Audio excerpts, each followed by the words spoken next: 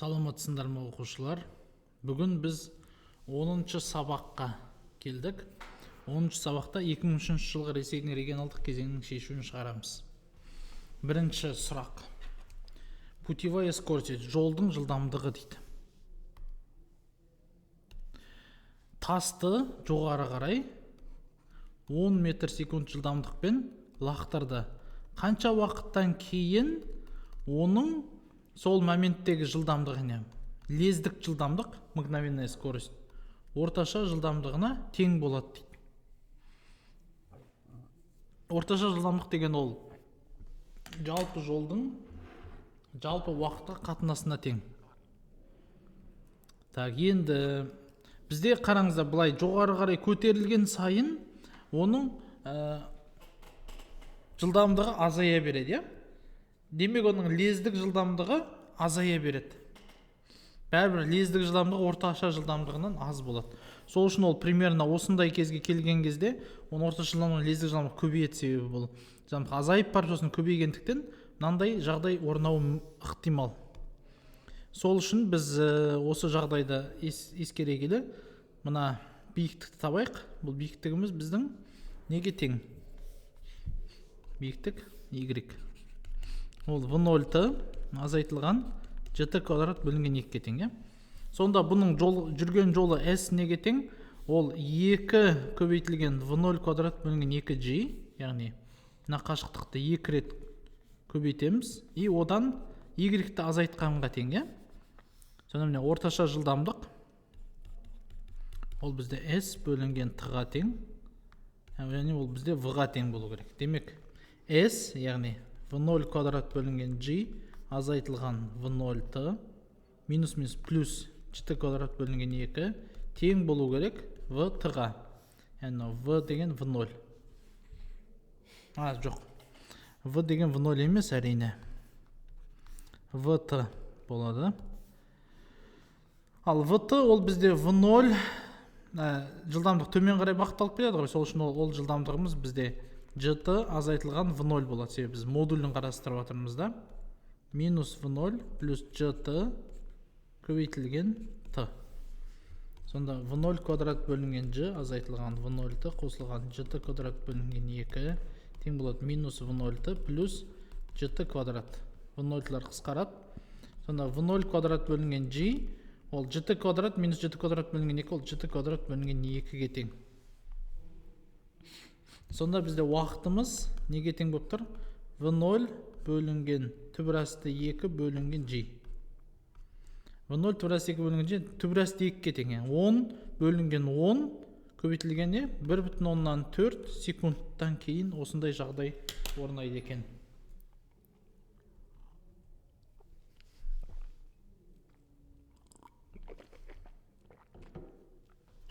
Енді екінші есебіміз циклдың ортасындағы температураны табыңыз дейді. А, Б, Д, С, А циклдық процесі 2 изохорадан тұрады дейді. Мынау изохора.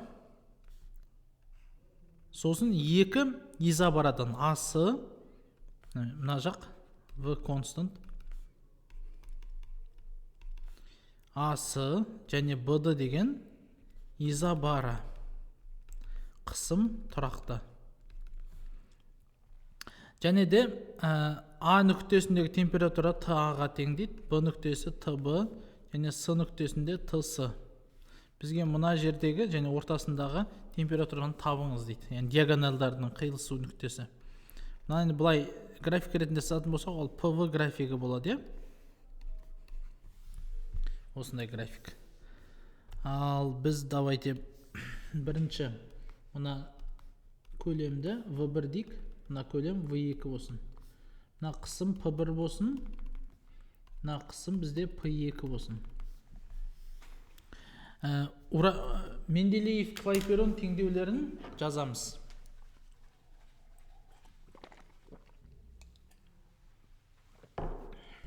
Ал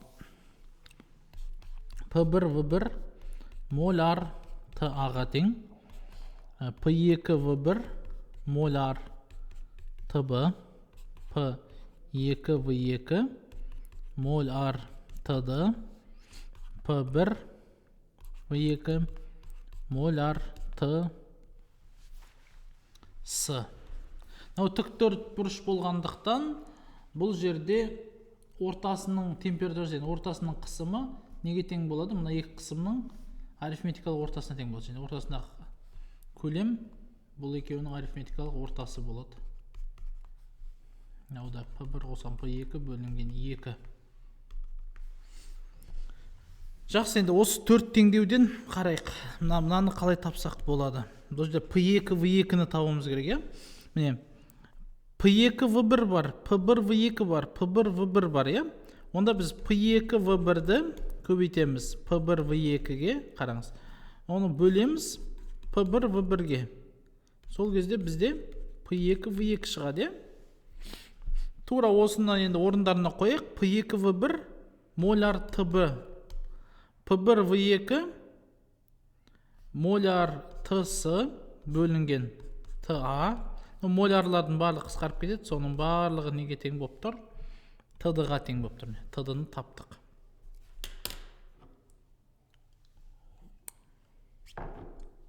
Енді О нүктесіндегі теңдеуді жазайық. Моль ар ТО неге тең болады? P1 қосылған P2 бөлінген 2. Көбейтеміз V1 қосылған V2 бөлінген 2. Жақшаны ашып жіберейік. P1 V1 қосылған P1 V2 қосылған P2 V1 қосылған P2 V2 бөлінген 4. Яғни мынау неге тең? Мынау моляр ТА-ға тең. Сонда бізде Т0 неге тең болады? ТА қосылған ТБ қосылған ТС қосылған ТД бөлінген 4-ке тең болып тұр. ТД-ның орнына қоя салсақ, мына мәнін ТА қосылған ТБ қосылған ТС қосылған ТБ ТС бөлінген ТА бөлеміз осын барлығын 4-ке. Осылай болады екен. Үшінші есебіміз заряд шары дейді. Радиусы R шарға мына жерде индуктивтілік катушка, индуктивтілігі L катушка жалғанған. Ол бізде жерге байланған, жалғанған. Бұның максималды зарядын табыңыз дейді. Максимум заряды неге тең? Және де тоғының уақытқа тәуелділік графигі сызыңыз дейді. Бастапқы моментте шарик зарядталмаған. Және де электрондардың тығыздығы концентрациясы n-ға тең, жылдамдығы да жарық жылдамнан әлде қайда кішкене. Жарайды, енді біз мына жерде қарап отырсақ, бізде не бар? Бізде мына жердің потенциалы 0-ге тең. Мына шардың потенциалы неге тең болады? KQ бөлінген R-ға тең болады. Так. Жақсы, енді осы есепті шығарайық. Ол үшін бізде мына зарядтар, түсіп атқан зарядтардың саны неге тең? N, дельта N. Бұл шар мынандай цилиндр сияқты қозғалып атыр, бұлар электрондар. Бұның ауданы бар және ұзындығы мына жағы V дельта Т-ға тең. Сонда ауданы PR квадрат V дельта Т көбейтілген концентрация N болады. Сонда заряд уақытта, дельта Т уақытта қандай заряд бұған тиеді? N, E, V PR квадрат деген заряд тиеді. Осындай тоқ бұған келіп атыр екен. Так.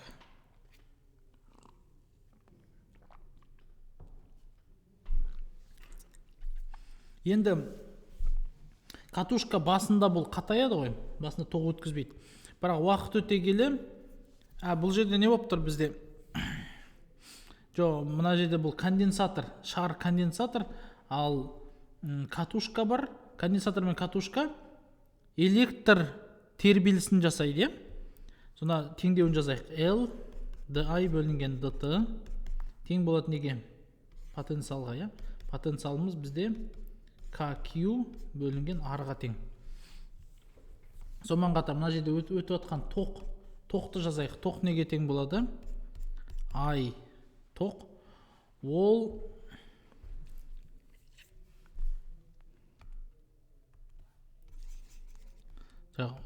тоқтан бұрын мына жерде заряд азайып жатыр, зарядтың өзгерісі болып жатыр. dq бөлінген dt.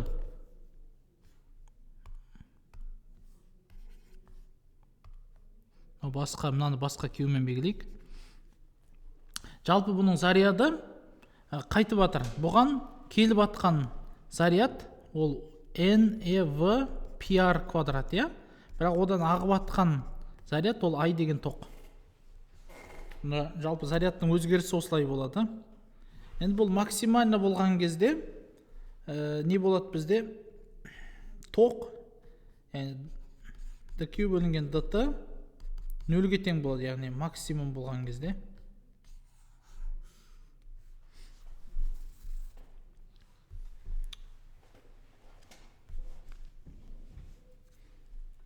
Так. Енді мына жерде біз біреуін минус қылымыз еді. Минус себебі бұл азайтып жатыр. Тербелістің бірінші несін табайық. LDI бөлінген dt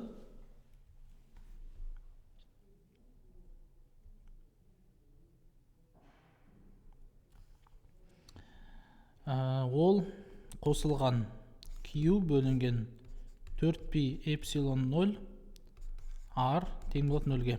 Мынаның орнына біз Q-ді жазайық, зарядты жазайық. Заряд жазатын болсақ қалай болады? Так, di бөлінген dt.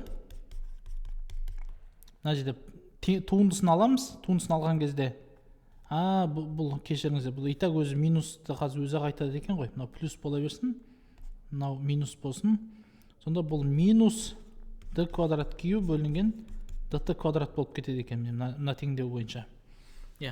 Енді бұны орнына қоятын болсақ, l d квадрат, мына екі теңдеуден dt квадрат, l-ді да бөліп жіберейік. Қосылған 1 бөлінген 4π эпсилон 0 RL Q тең болады 0-ге. Гармониялық тербеліс. Гармониялық тербеліс бұл неге ұқсайды? Үдеу қосылған омега квадрат x тең болады 0-ге. Мынау бізде циклдік жиіліктің квадраты болады екен.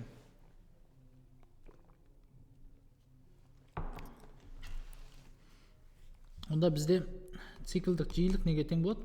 1 бөлінген түбір асты 4π эпсилон 0 RL болады екен. Ал енді біз бұның тербел, яғни Q-дің, зарядтың бізге несін білеміз, біз уақытпен өзгеретіндігін білеміз. Косинус немесе синус функция болатындығын білеміз. Бастапқы моментте бұл 0 болды. Кейін максимум болады. Яғни бұл, демек бұл Q тең болады. Q max синус омега Т болады екен. Синус омега Т. Неге? Себебі синус функция ол бастапқы моментте 0 болады. Ал Q max'ты қалай табамыз? Q максимумды бұның туындысын алайық. dq бөлінген dt неге тең болып тұр? Ол Q max көбейтілген омега болады. Тоқ максимум, тоқтың мәні мынаған тең. Демек бұл nev pr квадратқа тең болады. Бастапқы моментте бұл максимум болған кезде. Бұның максимум мәні осыған тең. Осы жерден де біз Q-дің максимум мәнін табамыз. Ол nev pr квадрат көбейтілген. Омега, 1 бөлінген омега, ол түбір асты 4π эпсилон 0 RL-ға тең. енді тоқтың уақытқа байланысты тәуелділігі ол неге тең? N E V P R квадрат азайтылған dq бөлінген dt, иә? Ол бізде N E V P R квадрат, мынаның туындысы косинус омега t-ға тең. Сонда бізде N E V P R квадрат бір азайтылған косинус омега t. Бұл синусоидальный функция болады. Бастапқыдан нөлден басталады, сосын былай өзгере береді. Және де бұл қандай нөлмен ай қай аралықта өзгереді? Минимум 0 болады, максимум 2 n e v p r квадрат арасында өзгеретін сондай функция болады. Жақсы, енді келесі есепке көшейік. Разные вольтметрі дейді. Әр түрлі вольтметрлер туралы есеп. Вольтметр ME деген магнитоэлектрлік вольтметр 4 осындай электр қозғаушы күшіне жалғанған. Және де ол жерде 4 резистор бар. Сосын бұны электростатикалық вольтметрге аударады екен. Сол кезде электростатикалық вольтметрдің шамасы магнитоэлектрлік вольтметрге қарағанда 2 есе көп болады.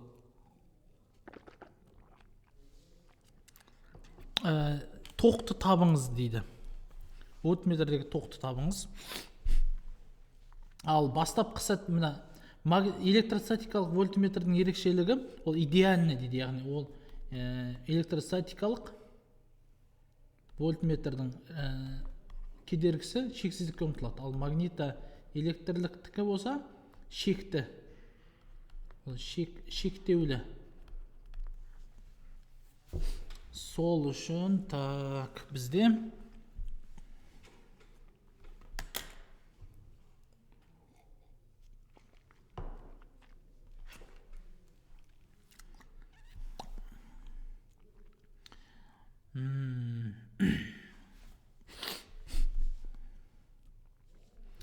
бірінші жағдайды қарастырып, екінші жағдайды қарастырайық.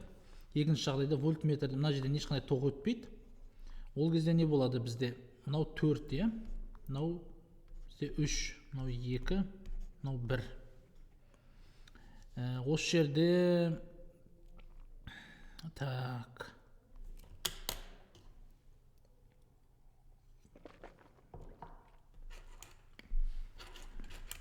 өте көп теңдеу шығады. Біз бұны қысқаша шығаруға тырысайық. Бұлардан тоқтары өзара айналып жүреді. Бұл жерде тоқтар. Бұларды төртеуі мынандай немен ауыстырсақ болады.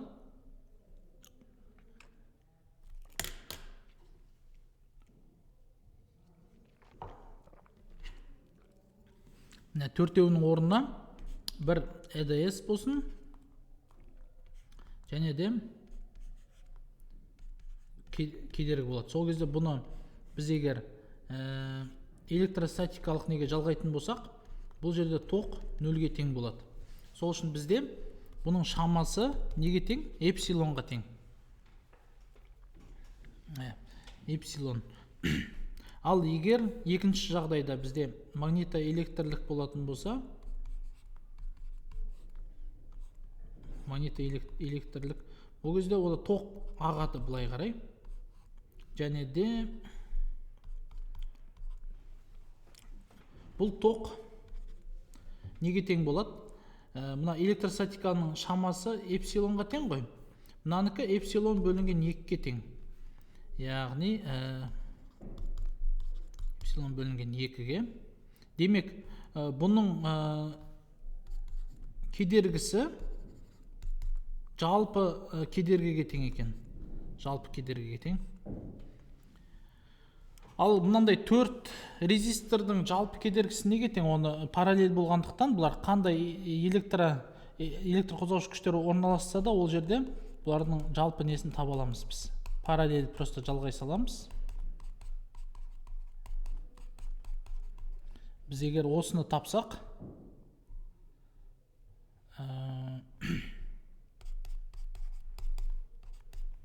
1 бөлінген 1000 қосылған 1 бөлінген 2000 қосылған 1 бөлінген 3000 1 бөлінген 4000 болады екен.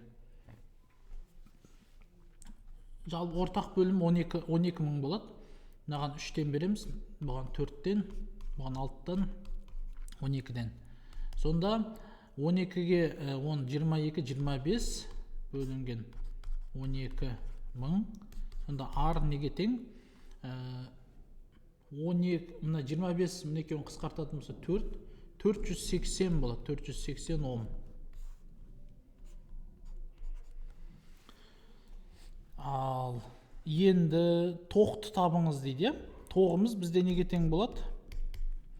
Ол эпсилон бөлінген 2 арыға тең болады. Эпсилонды табайық. Жалпы электр қозғаушы күшін.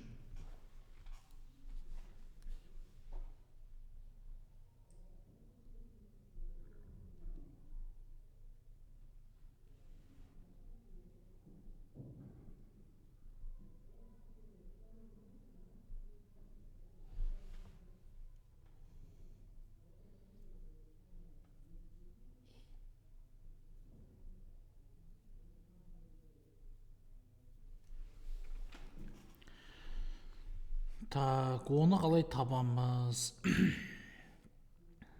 Ол үшін біз жалпы нені таптық қой. Біз онда мынандай шығарайық. Бұлай детально шығарайық. Так, мынау бізде ар. Яғни жаңа арыға тең. Мынау барлығынан I1 қосылған I2 қосылған I3 қосылған I4 деген тоқ шығады, е? Каждайында тоғы, мысалы, мынау I1 болсын, мынау I2 болсын, мынау I3, мынау I4.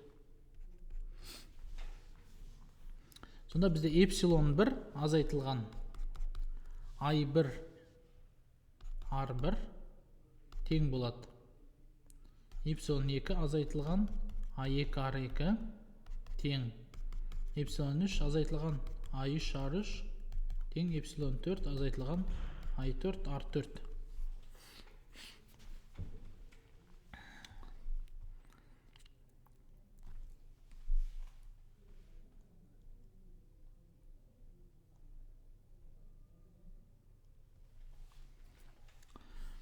Ал бұл жерде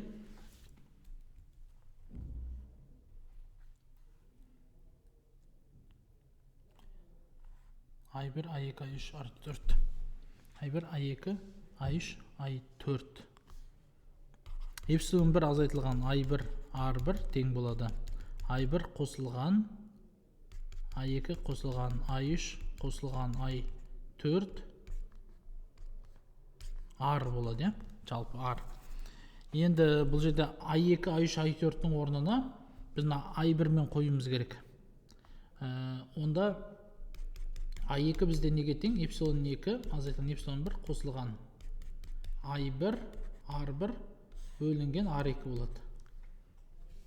Солай I3 I4 I2 I3 үшінде эпсилон 3 азайтылған эпсилон 1 қосылған I1 R1 бөлінген R3. I4 үшінде эпсилон 4 азайтылған эпсилон қосылған I1 R1 бөлінген R4 болады. Осы жерден I1-ді тауып аламыз. Осы жерге қоямыз барлығын. Эпсилон 1 азайтылған I1 R1 тең болады. Мынаны бөлеміз R-ға. Тең I1 қосылған. Бұны санды жаза берейік бұл жерде. Сандық мән жазайық сразу. Эпсилон 1 дегеніміз 1 азайтылған I1 R1, яғни 1000 I1 бөлінген R480 тең болады.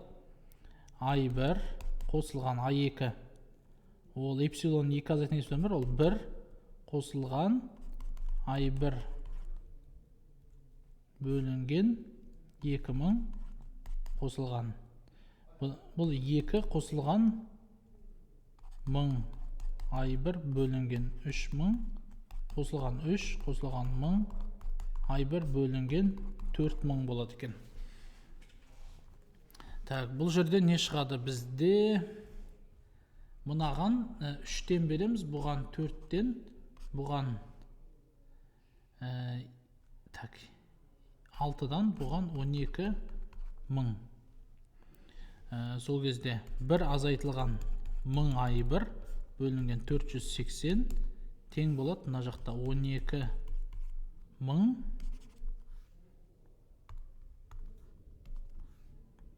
Үстіңгі жақта не болады? 12.000-ға 6.000, 18.000, 18.000-ға 4.000, 22.000, 25.000. 25.000 I1 қосылған 6-ға 8 olsақ 14, 14-ке 9, 23. 480, 12.000-ді қысқартатын болсақ, бұл жерде бізде қанша шығатын еді? 25 шығады. 25, азайтылған 25.000 I1 тең болады. 23 қой. 8-ге 9 қосылсын, 17-ге 23 қосылған 25.000 I1. Сонда 48 тең болады 50.000 I1. I1 тең болады неге? 48 бөлінген 50.000-ді қастабайық. 48 бөлінген 50, 0,96 миллиампер. I2-ні де калькулятормен табатын болсақ, мына жерден 2, 1 қосылған 0,96 бөлінген 2, 0,98 миллиампер. I3 бізде неге тең?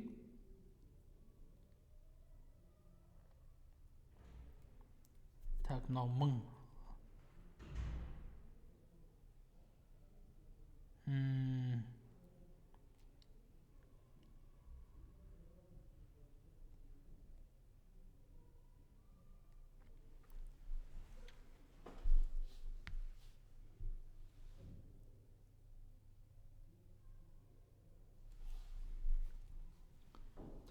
I3 бізде неге тең болады?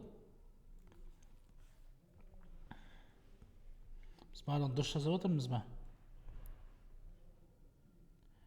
Мынау 6000, 12.000-ға 6.000, 18.000, 4.000, 22.000, 3.000, 25.000. Бұл істе минустар жоқ па еді? Минустар жоқ екен.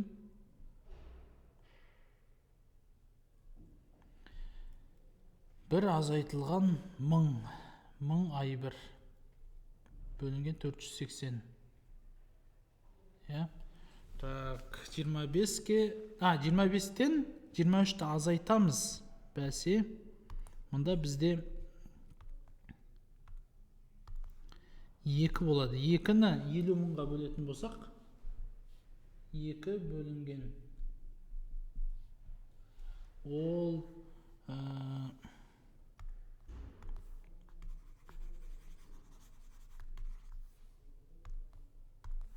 4 0,04 миллиампер. Енді I2 неге тең болады? I2 1 қосылған 0,04 бөлінген 2. Мынау 0,52 миллиампер. I3 ол 2 қосылған 0,04 бөлінген 3. Ол 0,68 миллиампер. I4 ол 3 қосылған 0,04 бөлінген 4. 0,76 миллиампер. Сонда жалпы тоқ магнита электрический неден өтетін тоқ неге тең болады? Барлығын қосамыз. 2 миллиамперге тең екен. Осылай шығады. Енді соңғы есебіміз материалдық нүкте күштің әсерімен бір траектория бойымен қозғалып жатыр. Оның А нүктесіндегі жылдамдығы 5 метр секундқа тең. Циркуль және сызғыш арқылы осы материалдық нүктенің үдеуін табыңыз дейді, және үдеуінің бағытын табыңыз дейді.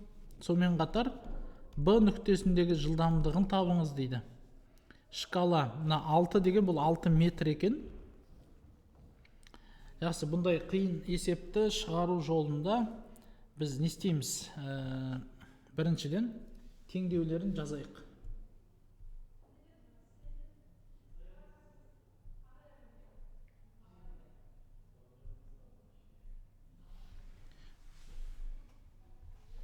Так, біріншіден Б нүктесін вектор арқылы шығарғанымыз ыңғайлы болады. Аты. Бір қалыпты үдеу болады. Однородный силовой поле. Бір қалыпты күш болса, бір қалыпты үдеу болады. Сосын жүрген жолының траекториясы, вектор жүрген жолы аты қосылған аты квадрат бөлінген 2-ке тең. Осы екі теңдеуден біз мынандай не шығара аламыз? Яғни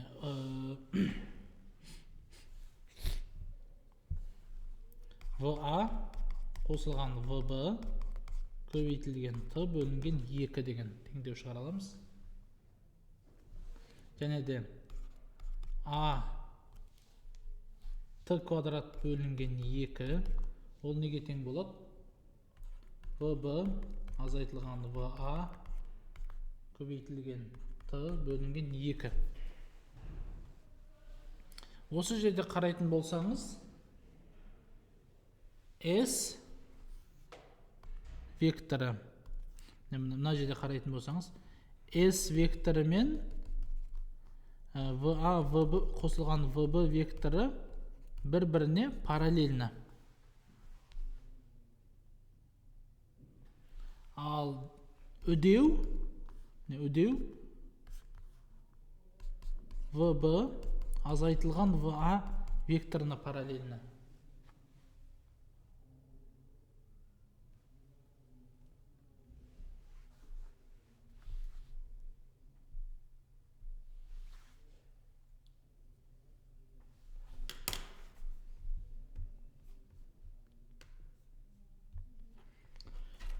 Енді осы жерден біз мынандай не таба аламыз. Так. Мынау бізде не векторы болсын? ВА векторы, мынау ВБ векторы. Ой, түзу керек оны.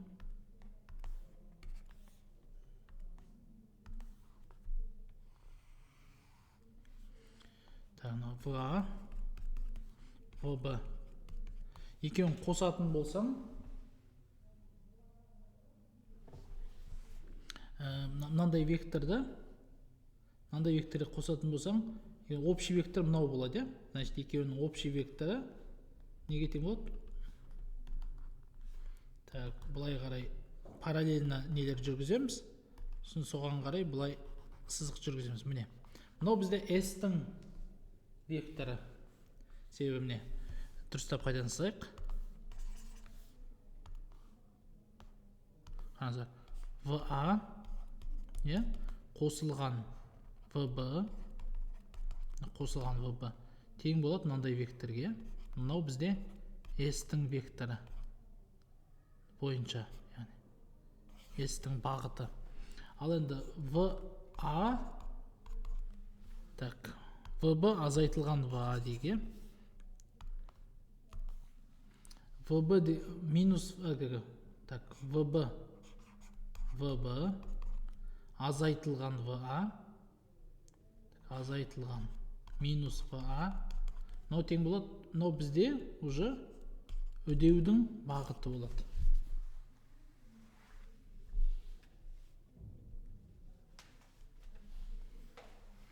Так, енді осыны біз мына жерде әдемілеп былай сыза аламыз. Міне. Мынау бізде ортадағы нүкте, бізде жүрген жолдың векторы. Ал мына вектор болса бізде үдеудің векторы. Мынау жолдың векторы, үдеудің векторы. Сол арқылы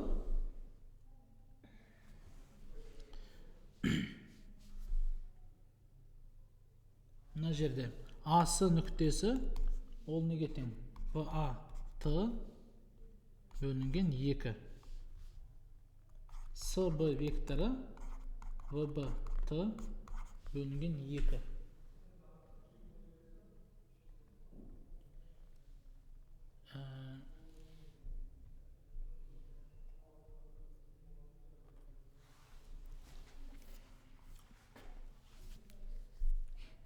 Жалпы жүрген жолымыз, міне, мына жол.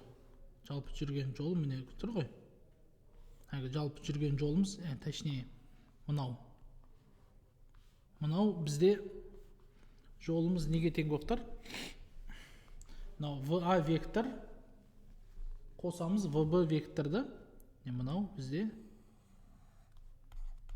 ВА Т бөлінген 2 болады. Қосылған, мынау бізде ВБ Т бөлінген 2. И осы бізде жүрген жолымыз болып тұр. Жолымыз ол неге тең? Яғни мынаған тең болып тұр.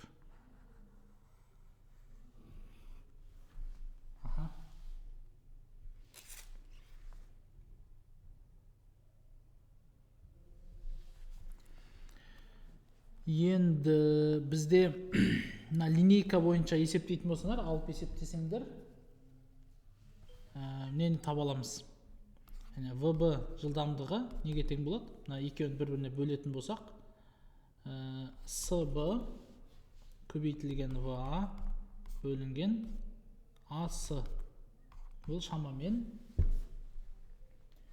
Мынаның ұзын, біз енді линейка керек, компьютердің бетінде линейка кішкене қиындау. Мынау 6 метр болатын болса, мынау қанша метр? Мынаның ұзындығын табасың.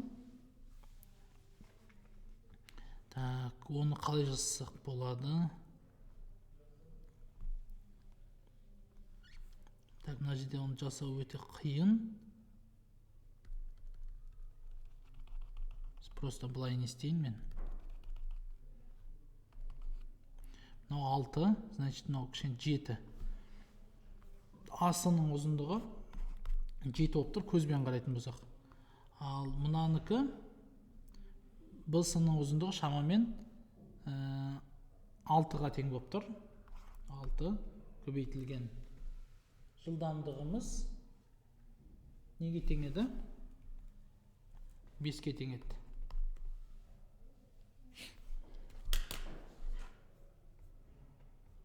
Мынау 6, мынау 7.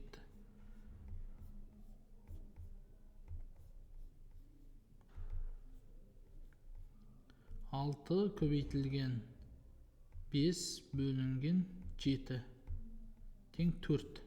Ғана жауабы негізі 3,4 болу керек. 8 болып кететін шығар. Сол кезде қанша болады? 6 көбейтілген 5 бөлінген 8. Шамамен ең болмаса кішкене ұқсас болып тұр. Көзге біраз қиындау, линейкамен оңай. 3,4 метр секунд болады екен.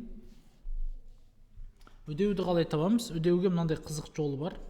Вектор мен жолдың векторын бір-біріне көбейтейік.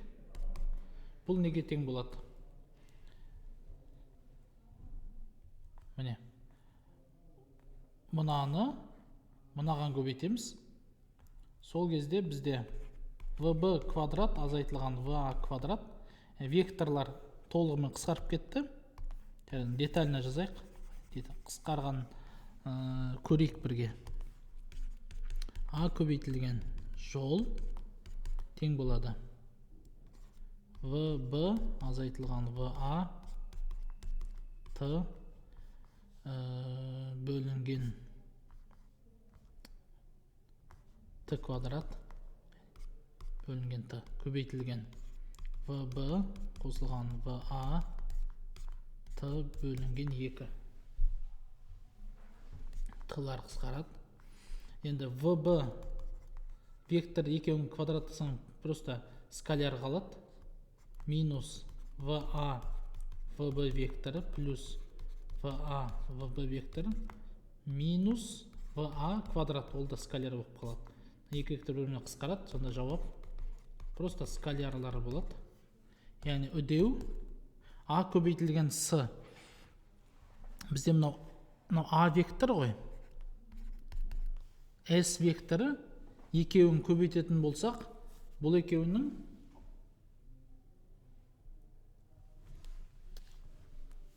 так, а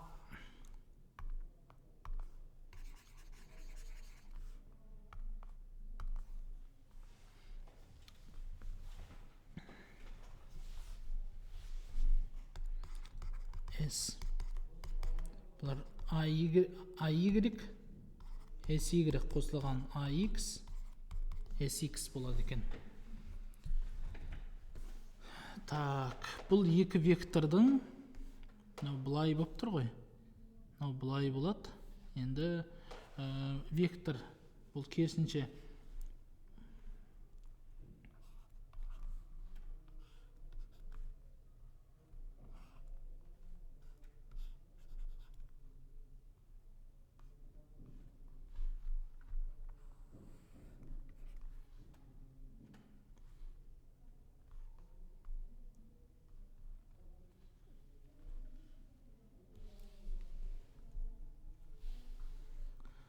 AX, SX.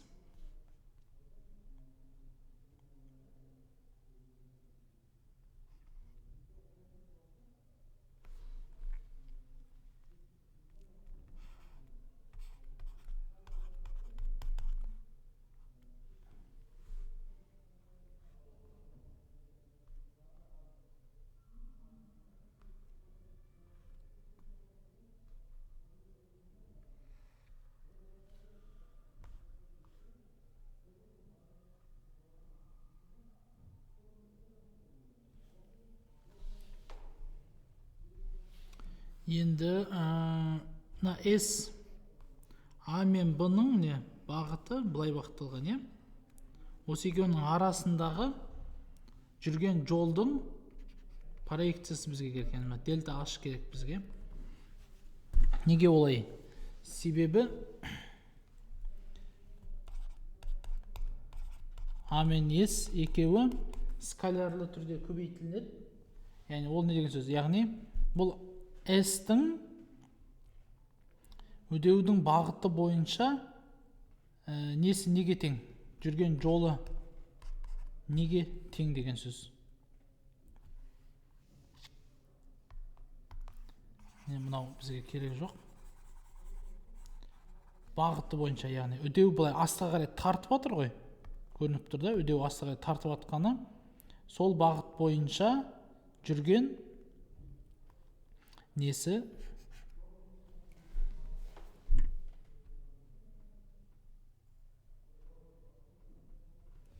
Бұл жерде үдеу керісінше былай қарай бағытталады екен. Керісінше былай қарай бағытталады. Ал S жол болса бізде керісінше ол жол былай қарай жүріп жатыр, е? Жол бізде керісінше былай қарай бағытталып жатыр. Нәжеміз теріс басында айтып қойдық. Үдеудің бағытымен ол қанша дельта H жүреді да? Сол үшін біз дельта H дейміз. Сонда үдеуіміз бізде V1 квадрат азайтылған V квадрат бөлінген 2 дельта H. Яғни VB квадрат ол 3,4 квадрат азайтылған. Осының модулі ғой. 5 квадрат бөлінген 2 көбейтілген. Бұның ұзындығы неге тең шамамен? Бұл жерде енді оныкі шамамен жартысына тең болып тұр, е? Есептейік. 3,4 квадрат азайтылған 5 квадрат бөлінген 2 бөлінген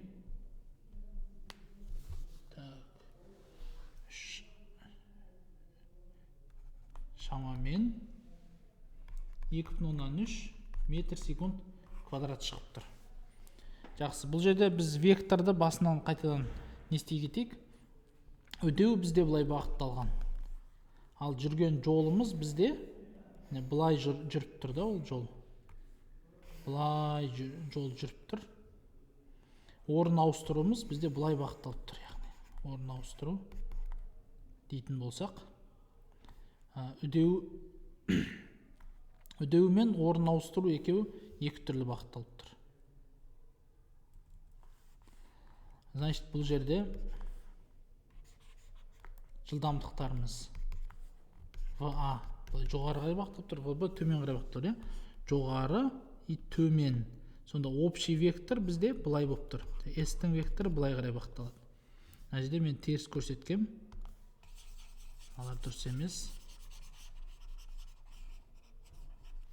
Ал үдеу болса, ол мынаны былай аласың. ВБ солай қалады.